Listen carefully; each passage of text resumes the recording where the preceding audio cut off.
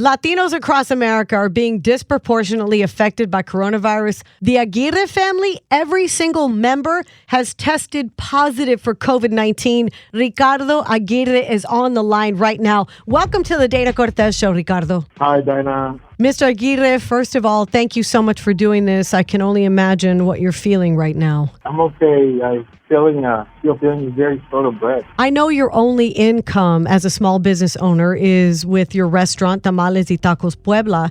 Now that you're closed, I can only imagine the stress that you're under, not only because you're sick, but the bills. So first question is, how did you find out that you were all positive with COVID-19? Our AC unit broke on May 1st, a Friday night. So by Saturday, we checked him into a hotel because it was just too hot to be at the house. And then my wife is 4 months pregnant. So I didn't want her to be pregnant of the heat, rather. My mom is also an elderly person, and so is my dad. So what I did is I called our insurance company, and they told us to check into a hotel room. By Monday, the 4th, we were experiencing fever, diarrhea. My mom started having vomiting. And then by Friday night, which is the 8th, we were every single one of us, we were coughing. Even your wife, who's 14 weeks pregnant? Yes, every single one of us. So by Saturday, we check out of the hotel and we go home thinking, it's just us, maybe we're homesick. And by Sunday morning, we couldn't breathe. Our lungs pretty much were almost starting to shut down. So I told my mom and my dad, I don't care what you guys say, but you guys are jumping in the van and we're all going to go to the emergency room because I can't breathe anymore.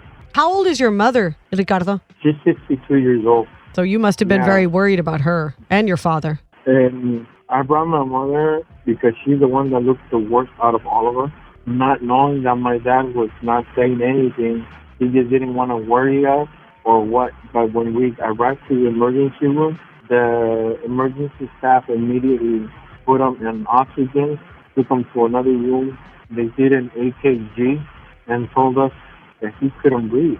So we're amazed that he's still walking because he was very, very low on oxygen. I think about what you're saying about your father. We've been talking about masks, how men don't want to show weakness. Your father didn't want to show you that he was hurting. He wanted to remain strong as the person who's the father of the family, right? But we have to ask for help in these circumstances. Who is in the hospital, or rather, how many of your family members are in the hospital right now? My mother, my dad is in a ventilator, myself, my wife is in a different hospital. My 2 kids have been diagnosed with COVID as well. Yesterday, I got the confirmation from the doctor, but they're staying with my brother. They're in one room by themselves. My brother was kind enough to take them in and look out after them. How old are your children? My youngest is 11 and Eduardo is 15. And I'm sure they're missing you. I mean, you're not even in the same hospital as your wife. They are. My youngest, Angel, he calls me every day and I was wanting to find out what's going to happen. I mean, I don't think an 11-year-old should have to worry about his parents not knowing what's going to happen. My wife calls me too, and she asks me the same question. She tells me, Ricardo, ¿qué va a pasar, gordo? Tengo miedo. I'm like, I don't know, mi amor. No sé qué va a pasar.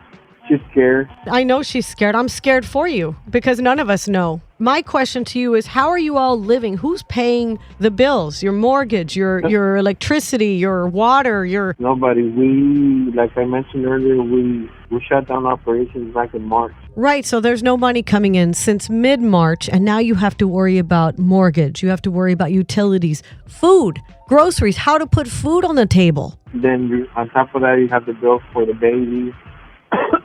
You know what, Mr. Aguirre, let's let you catch your breath. And I'd like to come back and ask you, first of all, how your wife is doing, your father and mother who are elderly.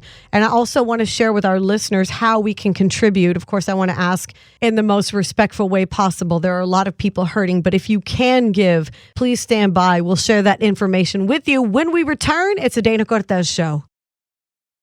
And we are asking Mr. Aguirre now how we can all help him because no one can work and provide for your family. So what can everyone listening do to assist you? We do have an account with Zelle using our phone number, which is 602-308-9334. Zelle is something that your bank or credit union may offer for you to transfer money. Ricardo's phone number guarantees it goes into the right account. So that number again is 602-308-9334. We will post this on our social media, Dana Cortez Show on Facebook, at Dana Cortez on Instagram. Now, your parents, I know they're elderly, so how are they doing? Rachel, who's the nurse that's taking care of my dad, he came down this morning and was kind enough to tell me, the status of my dad. He's in a ventilator. He is starting to have dialysis because his organs started to fail. He's not going to the restroom. His oxygen level is still very low, and the other thing they're doing for him is they're turning him on his back and on his stomach constantly so that he can help with the breathing. And they're giving him plasma to see how his body reacts to the new plasma. Hopefully, making it he's able to wake up faster. And he can fight this virus, replenishing him with fresh plasma. Yes. And your mom? My mother is requiring oxygen 24/7. She's on 15 liters of oxygen. She's still very ill. They've also given her new plasma, and they're giving her antibiotics because they want to prevent her catching pneumonia or any other thing in the time that we are here. This is an important question because we see all of this misinformation all over social media. Ricardo, what is your message to anyone who says coronavirus, COVID-19 is not real? It's very, very scary to see other people outside not realizing the danger that they are in or the dangers that they're causing someone else. We didn't know we had COVID-19, and we wore a mask. We wash our hands. We did everything in our power to prevent this from happening. And yet, we are here fighting for our lives. The governor opened the state, which I think was I don't want to sound too political and not offend anybody, but I think it was very dumb on his part. We're not ready. We are not ready. We are very vulnerable still. We don't know much of the virus yet. We think we do, but we don't. This is real, people. You gotta look at the big picture and think of your loved ones, your family, your kids. And this thing I have to worry about every single one of them because they're all sick. I don't know if my dad's even gonna make it. I really hope he does. But the doctor's saying, being realistic, there are going to be consequences from him being in a ventilator. So now I have to take care of my dad. Hopefully nothing will happen, but if it does, the consequences are going to be there. And I got to, make sure that he is well taken care of. Ricardo, I want to thank you for your time. I know you're very ill. I know your wife is pregnant and very ill. Your mother, your father, your 2 children, your entire family's been affected. Your honesty and willingness to talk to us means a lot to the entire country.